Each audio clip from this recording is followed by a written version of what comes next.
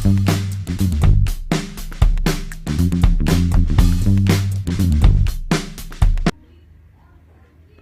नमस्कार।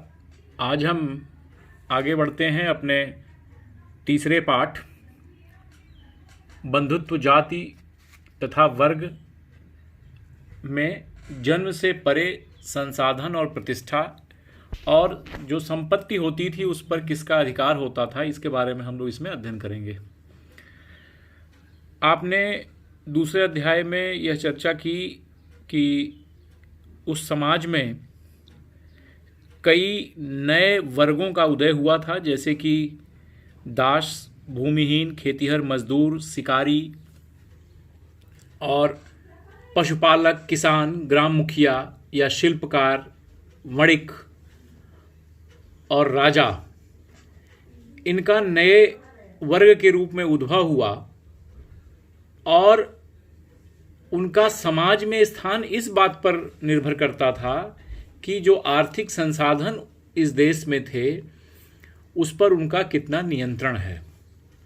तो आगे देखेंगे हम कि संपत्ति पर स्त्री और पुरुष का क्या बराबर का हिस्सा था, क्या स्त्रियों को भी पिता की संपत्ति में या राज्य की संपत्ति में उतना ही अधिकार था, या कोई अन्य चीज़ यहाँ देखने को मिलती है। यहाँ पर महाभारत के उद्धरण का भी हम जिक्र करेंगे, जिसमें युधिष्ठिर ने अपनी पत्नी को दांव पर लगा दिया था। अपना सब कुछ हारने के बाद पत्नी को भी उन्होंने दांव पर लगा दिया। इसकी भी चर्चा हम इसमें करेंगे। और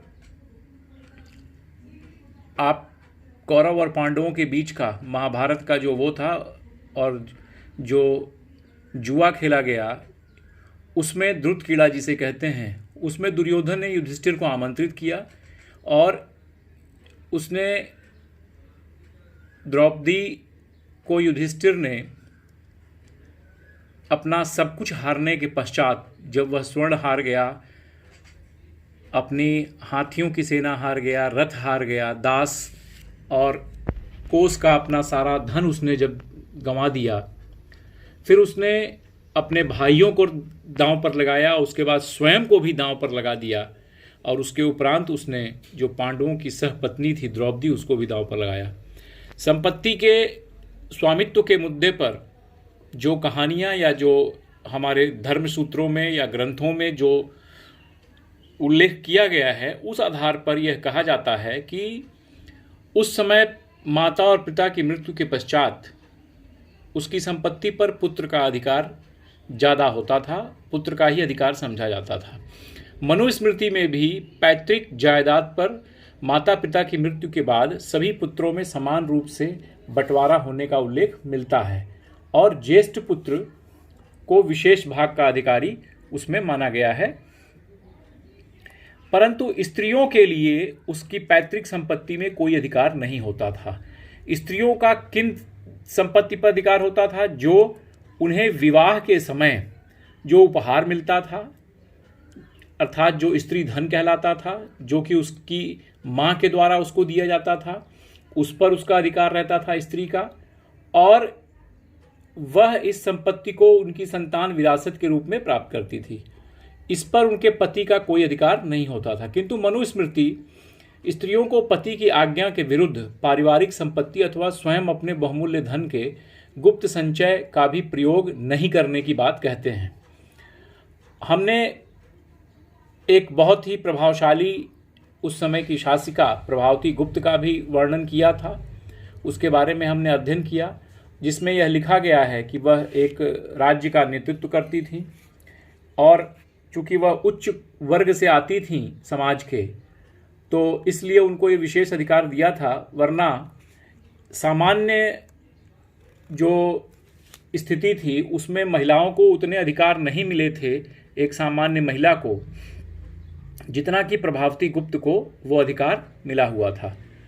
तो इसलिए प्रभावती गुप्त के मिले अधिकार को सामान्य महिलाओं के अधिकार पर लागू करना यह कहीं से भी न्याय संगत नहीं होगा।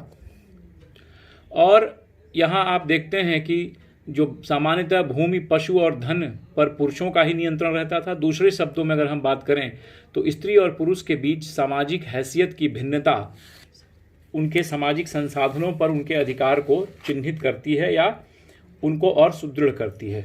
आइए हम एक जो अभी हमने महाभारत की चर्चा की उसमें हम देखते हैं कि द्रौपदी का जो प्रश्न था वह यह था कि जब युधिष्ठिर ने द्रौपदी को दांव पर लगाया तो उसमें दो प्रश्न वहाँ पर उत्पन्न हुए और द्रौपदी ने युधिष्ठिर से यह प्रश्न किया कि क्या युधिष्ठिर ने स्वयं को हार जाने के पश्चात द्रौपदी को दांव पर लगाया या उसने सबसे पहले दांव पर लगा दिया।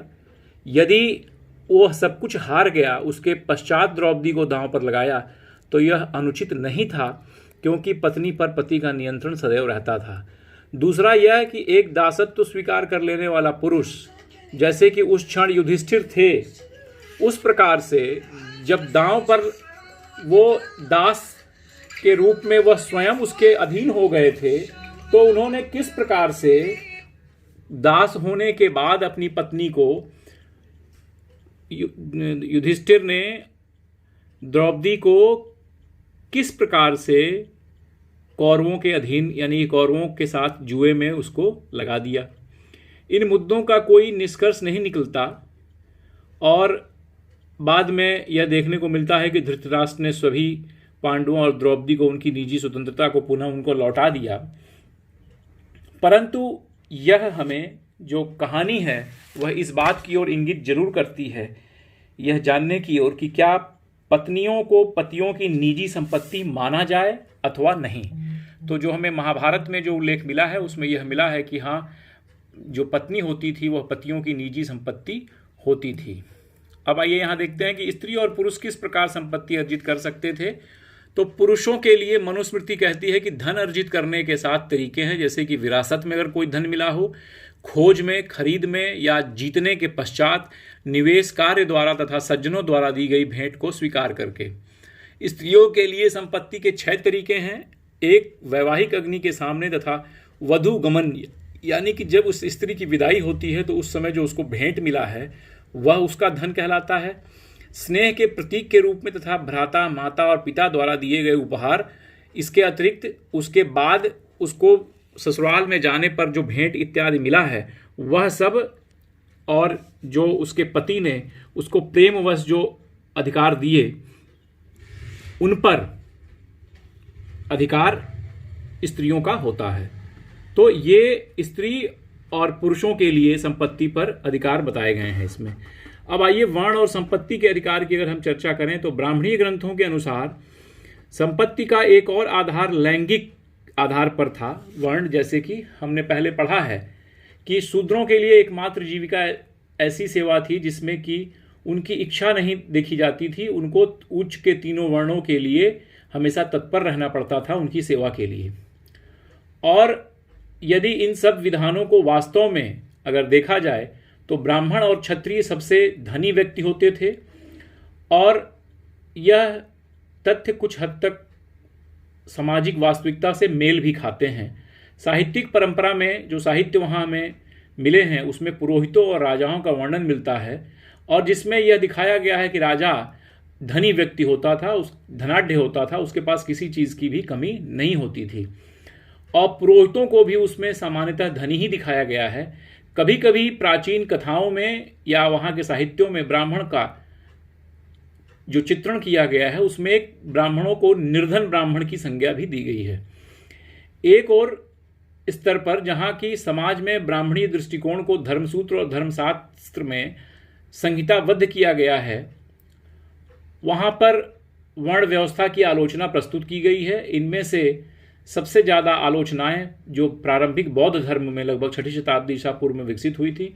बौद्धों ने इस बात को स्वीकार किया था कि समाज में बहुत सारी विषमता है, और यह जो विषमता है वह न तो नैसर्गिक आधार पर है और न ही स्थायी आधार पर है। बौद्धों ने जन्म के आधार पर सामाजिक प्रतिष्ठा को अस्वीकार किया है, अर्थात उनका कहना था कि जन्म के आधार पर किसी की जाति तय नहीं होनी चाहिए। एक यहाँ मिलता है धनाढ्य शूद्र। यह कहानी पाली भाषा के बौद्ध ग्रंथ मंजिम निकाय से है, जहां एक राजा अवंतीपुत्र और बुद्ध का अनुयायी कंचन के बीच एक संवाद का हिस्सा यहां दिखाया गया है। हालांकि यह कहानी हम यह नहीं कह सकते कि अक्षरशः सत्य नहीं थी और यह बौद्ध वर्ण संबंधी रवैये को दर्शाती है। अवंतीपुत्र ने कंचन से पूछा कि ब्राह्मणों के इस मत के बारे में उनकी क्या राय है कि वे सर्वश्रेष्ठ हैं और अन्य जातियां निम्न कोटि की हैं। ब्राह्मण का वर्ण शुभ्र है और अन्य जातियां काली हैं। केवल ब्राह्मण पवित्र है, अन्य नहीं। ब्राह्मण ब्रह्मा के पुत्र हैं, ब्रह्मा के मुख से जन्मे हैं, उनसे ही रचित हैं और ब्रह्मा के ही वंशज हैं। कच्चन ने उत्तर दिया कि क्या यदि शूद्र धनी होता, दूसरा शूद्र अथवा क्षत्रिय या फिर ब्राह्मण अथवा वैश्य उसे विनती स्वर में बात करता? अवंती पुत्र ने प्रत्युत्तर में कहा कि यदि शूद्र के पास धन अथवा अनाज, स्वर्ण या फिर रजत होती तो वह दूसरे शूद्र को अपने आज्ञाकारी सेवक के रूप में प्राप्त कर सकता था, जो उससे पहले उठे और उसके बाद विश्राम करे, जो उसकी आज्ञा का पालन करे, सुनहरे और मधुर वचन बोले, अथवा वह क्षत्रिय, ब्राह्मण या वैश्य को भी आज्ञाकारी सेवक बना सकता था। कच्चन ने पूछा कि यदि ऐसा है तो फिर यह चार वर्ण एकदम समान नहीं हैं? अवंतीपुत्र ने यह स्वीकार किया, इस आधार पर चारों वर्ण में कोई भेद नहीं है। यह जो प्रसंग है यह इस ओर इंगित करता है कि यदि आप धनाढ्य हैं, यदि आपके पास धन है, तो आप उस समाज में सर्वोच्च सत्ता के रूप में, सर्वोच्च शक्ति के रूप में स्थापित माने जाएंगे। अब एक और वैकल्पिक सामाजिक रूपरेखा जो संपत्ति में भागीदारी की हमको देखने को मिलती है, आइए देखें। अभी तक हम उन संपत्तियों का परीक्षण कर रहे थे जहां लोग अपनी संपत्ति के आधार पर सामाजिक प्रतिष्ठा का दावा करते थे या उन्हें वह संपत्ति प्रदान कर दी जाती थी, किंतु समाज में अन्य संभावनाएं भी विद्यमान थीं जहां पर दानशील आदमी का सम्मान किया जाता था और कृपण व्यक्ति अर्थात कंजूस व्यक्ति, वह जो स्वयं अपने लिए संपत्ति ग्रहण करता था, उसको समाज में घृणा का पात्र माना जाता था। अर्थात जो दानी व्यक्ति होता था उसकी समाज में इज्जत होती थी और वही स्थिति आज भी आपको देखने को मिलती है कि जो दानी व्यक्ति होते हैं उनकी समाज में हमेशा इज्जत होती है। वही स्थिति उस समय भी थी। प्राचीन समय में तमिलकम एक ऐसा ही क्षेत्र था जहां उपरोक्त आदर्शों को संजोया जाता था, जैसा हम पहले पढ़ चुके हैं। इस क्षेत्र में लगभग 2000 वर्ष पहले अनेक सरदारियां थीं। सरदारियों के बारे में हमने आपको बताया है कि एक ऐसे कबीले का प्रमुख जहां पर उसको लोग अपना नेता मानते थे और उसके आज्ञा का पालन करते थे, चाहे वो आपस में लड़ाई झगड़ा हो या कुछ भी हो, उसके निर्णय को उस समूह के लोग हमेशा स्वीकार करते थे। तो ऐसे सरदारियों का उल्लेख वहाँ मिला है। यह सरदार अपनी प्रशंसा गाने वाले चारण और कवित्रियों के आश्रयदाता होते थे।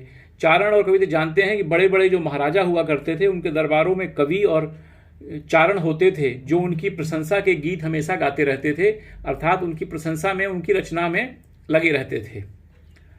तमिल भाषा के संगम साहित्य संग्रह में सामाजिक और आर्थिक संबंधों का अच्छा चित्रण हमको इस ओर देखने को मिलता है और इस ओर इंगित करता है कि धनी और निर्धन के बीच बहुत सा अंतर देखने को मिलता है। जिन लोगों का संसाधनों पर नियंत्रण था उनसे यह अपेक्षा की जाती थी कि वो मिल बांटकर उसका प्रयोग करें। एक देखिए, निर्धन व्यक्ति जो कि दानी भी था, सरदार, यह रचना संगम साहित्य के हमें पुरुनारुरु से उद्गृत है और यह एक पद्यावली है। इस रचना में एक चारण अपने आश्रयदाता का चित्रण अन्य कवियों के साथ किस प्रकार कर रहा है यह आप देखिए। उसके अर्थात आश्रयदाता पास हर रोज दूसरों पर खर्चा करने के लिए धन नहीं है, किंतु वह इतना ओछा भी नहीं है यह कहकर कि मेरे पास कुछ नहीं है, दान करने से मना कर दे। वह इरंतई यानी कि एक स्थान में रहता है और दानप्रिय है। वह चारणों की क्षुधा से शत्रु है। यदि तुम अपनी गरीबी को समाप्त करना चाहो तो मेरे साथ आओ।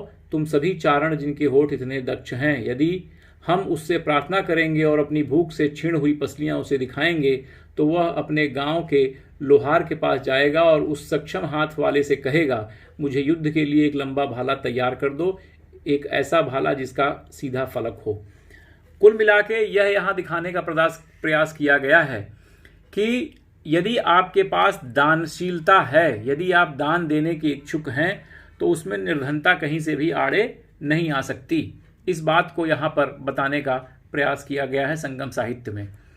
अब हम आगे के चैप्टर में जैसा कि हमने बताया कि अब अगले आप जो चैप्टर पढ़ेंगे वो है सामाजिक विषमताओं की व्याख्या, अर्थात समाज में किस प्रकार की विषमताएं थीं उनके बारे में अभी हम देखते हैं। बौद्ध धर्म ने समाज में फैली विषमताओं के संदर्भ में एक अलग धारणा प्रस्तुत की थी, और जो हिंदू धर्म में तमाम बुराइयां चली आ रही थी उसका खंडन बौद्ध धर्म ने अपने समाज में किया। साथ ही समाज में फैले हुए अंतर विरोधों को नियमित करने के लिए भी बौद्ध धर्म ने अपना कार्य किया और अपना दृष्टिकोण सामने रखा।